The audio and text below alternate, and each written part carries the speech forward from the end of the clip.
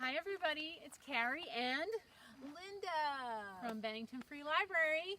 We are here with Jeanne and Bruce Davis at their beehives at their house. Oh wow, And we're so excited. Hello. Bruce is our cameraman today, and we're really Welcome. excited to be here. We're really glad you're here. Yeah, Thank you. And we're celebrating Food in Your Own Backyard Week this week. And everybody around Vermont is celebrating this special week. And the reason we're visiting Jeanne and Bruce today is because they have bees, and bees make honey. Yeah. So they have honey in their own backyard. And they also help us make a lot of other kinds of food. That's right. True. That's right. So Without bees, we wouldn't have a lot of the food we eat. That's right. So we're going to get suited up in these wonderful veils that Jeanne has loaned to us. And then we're going to go in the beehive. Oh boy. Okay, So we're about to go into a hive and see what's going on inside. My smoker is a can that has different things inside that burn, and there is a sumac cone in there and some paper. And this is burlap, which makes good smoke. And I think I'm going to give it just a little more fire. And the smoke helps calm down the bees. When I open up the top of their house, it's like taking off their roof.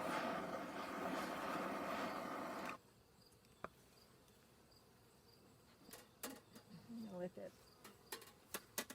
cook a little bit there. And we're not exactly sure why smoke helps bees calm down, but what we notice is that when we spray a little bit of smoke on them, not too hot, not too close, they turn around and they start to eat honey. And I think what we're guessing, it's hard to read the mind of a bug, what we're guessing is that they think, oh, if this forest fire that we're smelling comes close, we may need to leave our home, so let's swallow a bunch of food supply so that we could go take off somewhere else. And we would have some supplies of food inside our bodies if we need it. And then when the fire never turns into fire, they calm down. All right, so that's nice and smoky. You have to be really careful around fire, so I'm going to use this.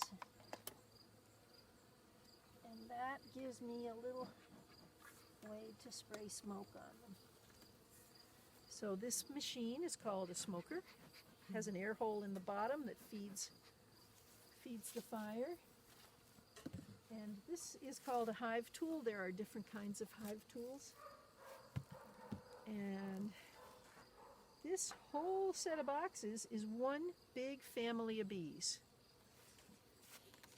And here goes the telescoping cover off.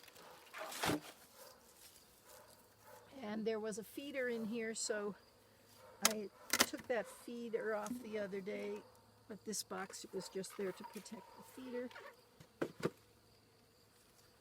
And these sticks held it up. Hi, girls. Most of the bees in a bee colony are girls, but not all of them. There's one really special girl called a queen. And she's a little bit longer than the other bees, and her body shape is slightly different, but she looks a lot like the others. So the queen is a girl, and the workers are girls, and the boy bees are called drones, and they're chubby. Let's see if we can find one.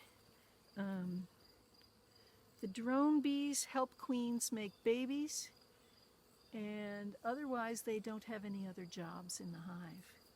So they get taken care of by all of these girl bees. So a beehive might have 400 or 500 boy bees in it, and it might have 30,000 girl bees in it. Let's see what we've got here. This is a frame where they're making honey. And the little roundish shapes are called hexagons. They have 6 sides. And the ones that are covered over, that honey is finished. But this is all shiny in here. This is wet nectar that they're drying out. And when they dry it out enough, it turns into honey. It partly turns into honey just because they dried it out, but it also turns into honey because they carried the nectar from the flowers in their honey stomach. They sipped it up into their honey stomach, and something happened inside their bodies that started to change it. Wow. Kind of like the way milk turns into yogurt. Something changes in there. So that one doesn't have it. This box is rather not as developed as the ones below it. So let's see. The bees glue everything together in a hive with glue that they make from tree sap. And that's what all these dark colors are on the edges. And that is called propolis. And not only does it glue everything together, it keeps the bees healthy. Oh. Propolis has natural medicine in it called antibiotics. Oh. So sometimes humans will scrape off the propolis. I'll scrape off a little bit here. And, oh, it went right down the edge. Sometimes humans will take some of it and will turn it into medicine for humans as well. But it does keep a beehive healthy. So this is a shallow box, which is usually it's up top and it's used for making honey. The boxes below it are a little bit deeper, and usually it's for honey, but also for taking care of babies. So let's see if we can find any of that. Let's see what we've got here.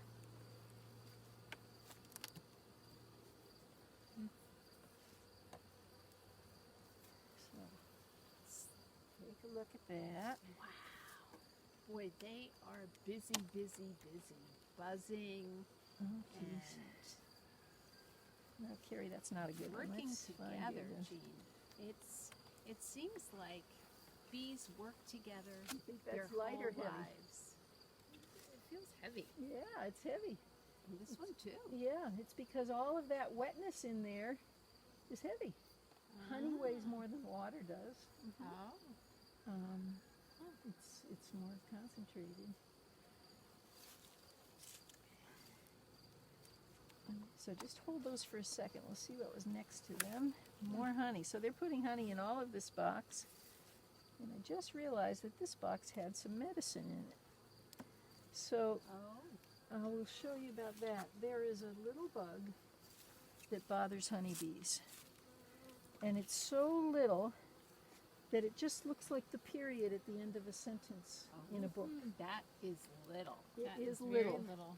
And it's related to a bug we call ticks. It's called a mite. And I, at the end of the summer, put medicine in the hives to make the mites fall off of the bees. Oh. And when they fall off, they land on a board underneath. And there they are. And there they are. They're little ovals. And I don't count them anymore. I used to count them. I just say to myself, okay, that's a light amount. Oh, that's a heavy amount. There's a lot. There's a lot. There's a lot. If that kind of a mite was on a person, it would be as big as your hand on a person. Oh. So it's a really big bug on the honeybee bug. But If it you're doesn't the look size like, of a bee. right, Yeah. but it doesn't look that big to us. All right. This one is also honey. So the medicine Is that the medicine? is made out of plants, yes. This medicine is made out of a plant called thyme. And it's oil of thyme. And the bees don't like the smell of it, so they scoop it up and they try to carry it out And while they're carrying it out, they get it all over themselves. Oh. And it makes the mites drop off. Oh. So when we're done looking in here, we will put this back in. Maybe you can, do you smell any smell? Don't get too close. Yeah. Oh yeah. Yeah. Yeah. Do you make this? No, I buy it. And it's actually made out of the thyme plant and lemongrass, and maybe wintergreen. I'm not sure what the other one is. Smells really nice. Yeah, but not to bees. Okay, girls, let's see what we've got in here. This looks like a busy box.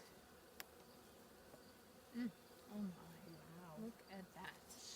Jeez. That's a lot of bees, and it's got That's a crowd. babies.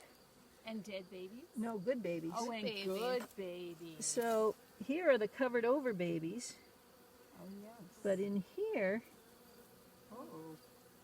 Look at that. can you see that? They look like they're filled with something white and shiny, and that is larvae. So the queen laid eggs there, and after 3 days, the eggs hatched into these little white worms called larvae.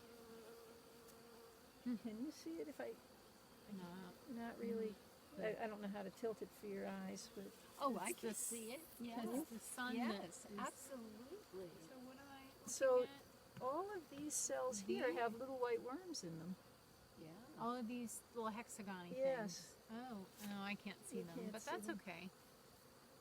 You know, Ah. let me just walk over here for a second so you can look in from this angle. Oh, now I see them. Yeah, you see them. Yep, I see them right in there. Yeah. Oh, wow. So all So of those will all be bees? they will, and these are all nurse bees. And the nurse bees are taking care of all of those babies. And what they do is they eat honey that's mixed up with pollen, and that changes something in their body that gives them some special food that comes out of their forehead that's called royal jelly. And they mix the royal jelly with more of the pollen and the honey, and they put it in around all of these little larvae. And as the larvae grow, they puff up and they get so big that they're almost near the top of their holes of their cells. And when they are almost near the top, the bees cover them up like these are covered up. Oh, yeah. And then they change underneath there. When nobody's watching, they turn from a worm to a bee. So would that be metamorphosis? It is. It is. And towards the end of metamorphosis, they get their color towards the end, and they get hairy towards the end. So honeybees are covered with hair, and that hair helps them collect pollen. Whereas if you look at a yellow jacket wasp or other wasps, they're not hairy. No. They do collect pollen too,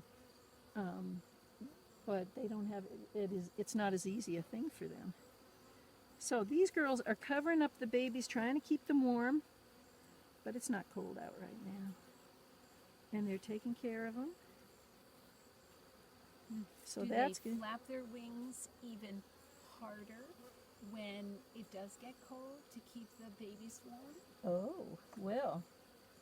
They stop raising babies just as winter's about to start. So they don't have babies to take care of in the middle of winter. But they still need to keep their hive warm. And they keep the middle, and what they do is they all crowd together in the middle with the honeycombs in between them. That's all babies. Woohoo! Wow. Honeybees know how to disconnect their wings. So when they're in a hive Know that. Wow. in the wintertime, they unhitch their wings but keep shaking their wing muscles, and that makes heat. Oh. So they make heat to keep themselves warm, and they end up with sort of like a large ball of bees in here. They keep the queen in the middle of that ball for the whole winter. Wow. They keep her warm so she doesn't have to do it, and they keep it as warm as a really hot summer day here. They keep it 90 degrees in the middle of that ball of bees in January and December and February. Wow, when it's below 0. And then at the end of February, she starts laying eggs again, and they keep those eggs warm. And she only lays as many as they can keep warm, you know, at a time. So this looks good. Let's put one more, and then we can look at the box below. So every time you open up one of your hives, it's like a surprise. It's It like is. the bees are telling you a different story. Yeah. So one of my stories is that the medicine I put on, they haven't been taking it down. They haven't been using it up as fast as some of the other hives. Oh. And I don't know why, because there's plenty of bees. But each colony is like a family. So each family has different things they believe in. And, you know, different energy, and Wow. might behave differently than the family next door. Just like humans, really. I'll show you this green frame. This green frame is made out of plastic. Some beekeepers use a lot of plastic frames, but the green ones have larger cells. So the green frame came with a plastic pattern on it for larger cells to encourage the queen to make boy bees. And in the spring, you want a lot of boy bees because they'll go out into the world and they'll help fertilize queens up there in the sky in the neighborhood. Oh. But in the rest of the year, you don't want too many. So I move them to the outside and they'll fill it with honey or pollen. And that one's just a And little didn't different. you say the boy bees are bigger? They are bigger, and they So they need a bigger. they need a bigger hole to grow in, a cell to grow in. It takes 21 days for a girl bee to grow. It takes 24 days for a boy bee to grow. And it takes 16 days for a queen to grow because she gets special food. So this is like the frame I showed Linda before. But right, sometimes I put in a frame with just a little piece of wax at the top. And I don't give them a pattern. And they make their own. Do I hold it Pattern. like this or like this? Ah, that's the bottom, that's the top. Okay, got it. And it rests on these sort of ears that stick out here. Rests on there's a ledge inside the box that it rests on. Don't you love the color with the sun shining? Oh yeah, isn't it great with the sun? Oh. So I'm going to put this in and we're going to take a quick look into the bottom. So Jeanne, you said that the queen eats a special kind of food. Can you tell us what that is? It's called royal jelly. Royal jelly. And royal jelly is made by nurse bees who eat a lot of pollen. And it comes out of their foreheads. Oh my goodness. So it's really a special, special food. Very special. It takes a lot of special energy for them to make it. Okay, so. Can people eat royal Royal jelly? Oh, people Question, do. Linda. Oh, really? People do, but it is so hard to harvest it. You have to reach into those little cells and scoop it out. Oh my goodness. You have to Yeah, scoop it out of just queen imagine. cells. Oh, Right. You can't even scoop it out of regular cells. That makes sense. So if you go to special stores, like natural food stores or co-ops, you can buy royal jelly, and it usually comes from China, where they're set up for it. So this is the bottom box. They come in the bottom front of the hive, and this is the first box that they come into. And some of them come in and just drop off the nectar that they got. And then another bee takes that nectar and brings it farther up into the hive. And some others are coming in with pollen.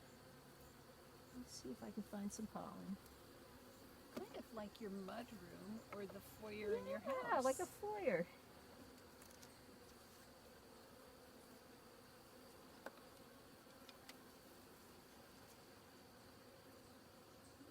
It's getting a little later in the day and there are less coming back in from the flowers. If I blow on them, they move aside, and then you can see that there are different colors in the bottom of those cells. And those colors are different colors of pollen from different kinds of flowers.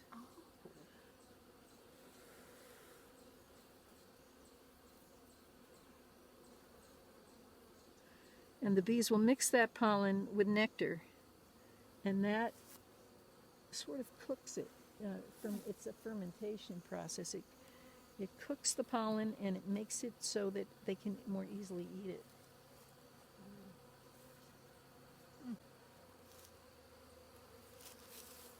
Well, one reason I love to come and visit Jeanne and Bruce is because you have so many beautiful flowers growing around your Oh, house. well, we keep planting for the bees. They like goldenrod. They like sunflowers.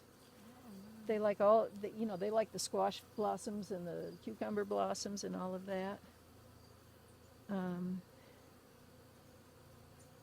All sorts. They like the ageratum, which is this purple flower we have over here behind us. They love the fruit trees. Yeah. So even though that's a purple flower, when they come back from this purple flower, they're bringing back yellow powder that they got deep down inside the flower. I can't even imagine how they get in there, but they manage. And when they do that, they're actually moving some of that powder around from flower to flower because they collect from a whole lot of them at once. And when that happens in our apple tree, they go from flower to flower to flower, collecting the powder, the pollen, putting it in their saddlebags on their back legs, which are like combs, and they leave a little pollen behind in each flower that they visit. And that changing of pollen from flower to flower allows the apple tree to make an apple. And if the apple tree didn't have insects visiting it, it would have very, very few fruit. So they love to work with the plants. And they are only plant eaters. You might know of wasps. Pretty neat. So I'm going to put this back over here.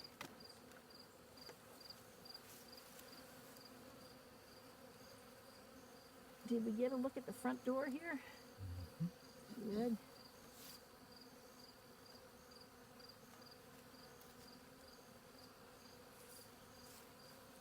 So when I've taken bees to visit classes of kids, I just take 3 frames out of a hive like this, and I try to get the queen.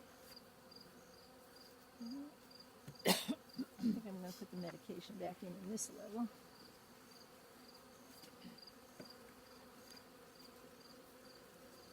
Thank you. Because they have some more medication in here. And this one's lighter.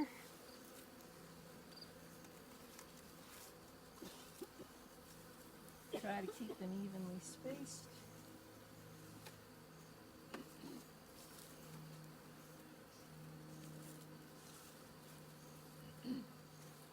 Okay.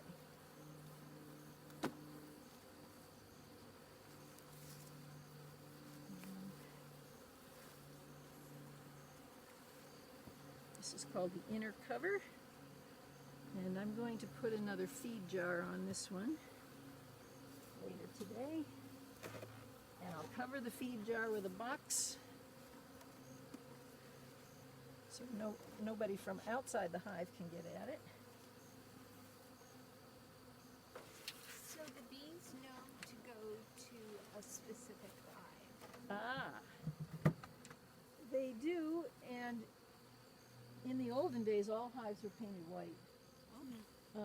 But we've sort of figured out if you have some different color combinations, it helps the bees find their way home more easily.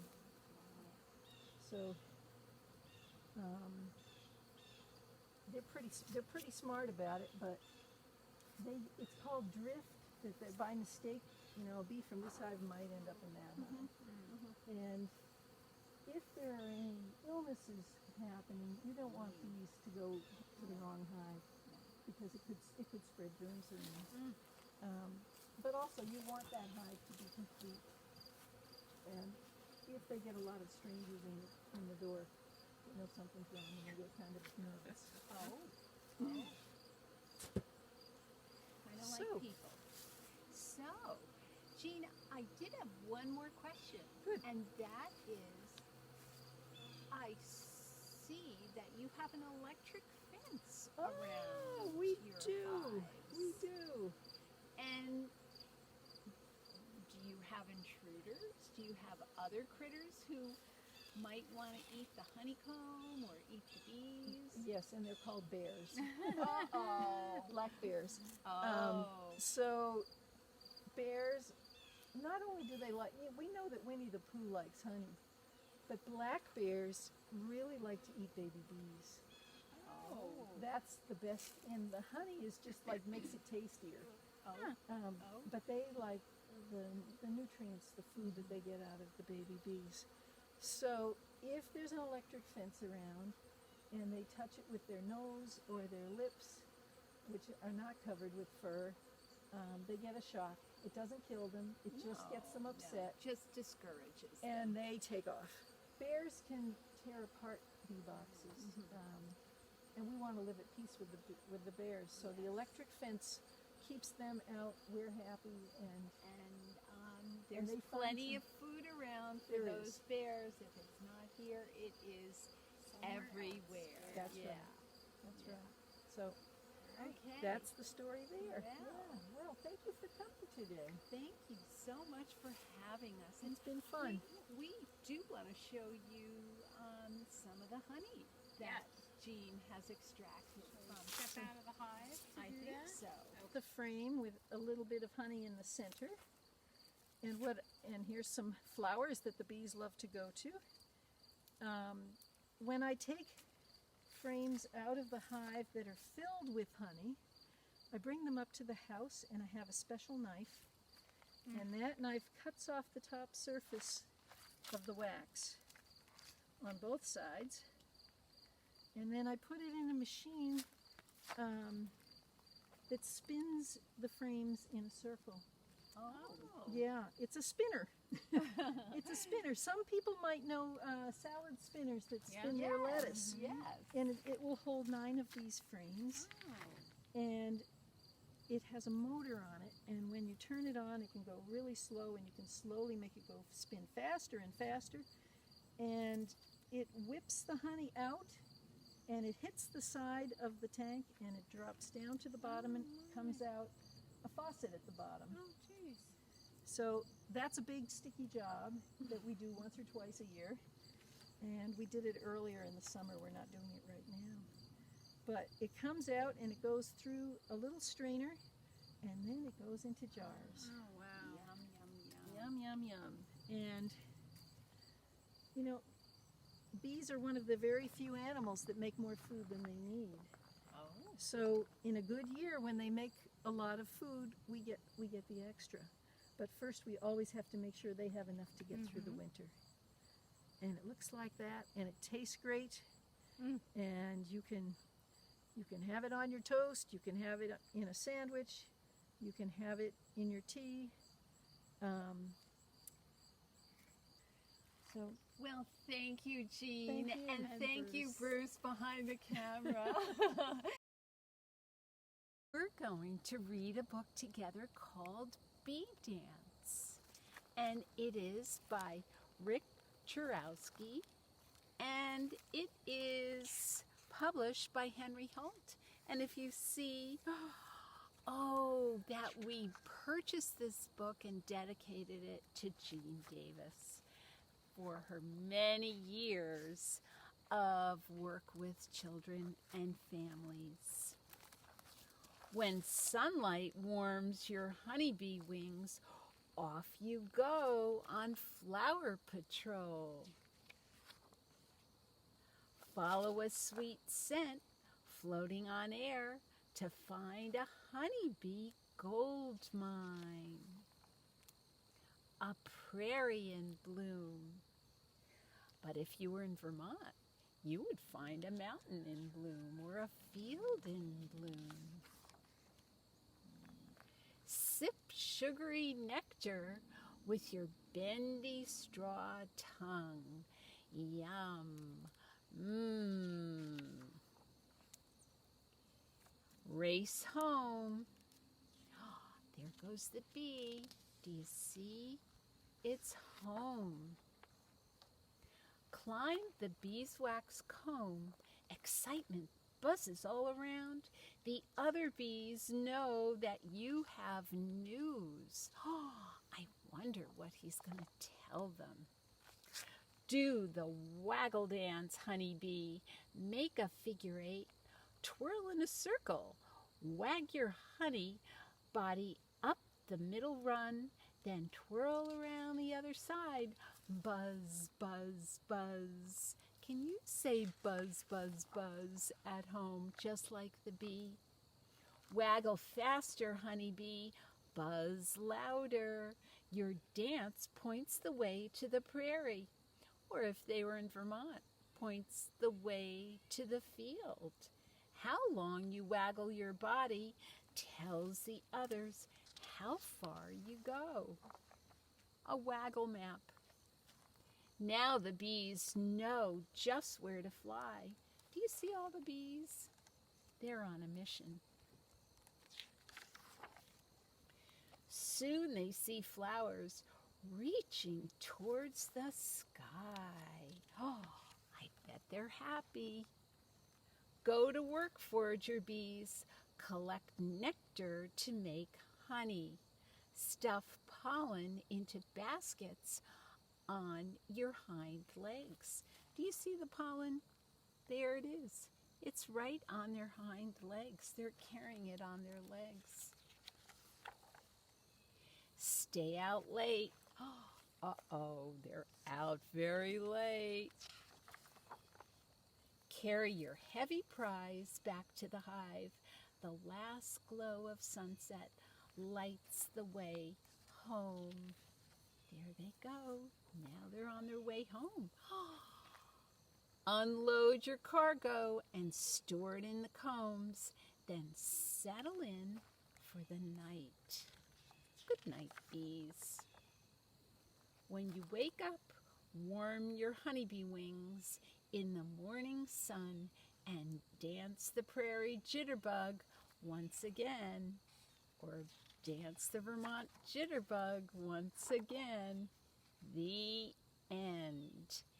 And this last page says, why do honeybees dance? And I love this book because there's so much information about it. So, if you come to Bennington Free Library, you can check it out.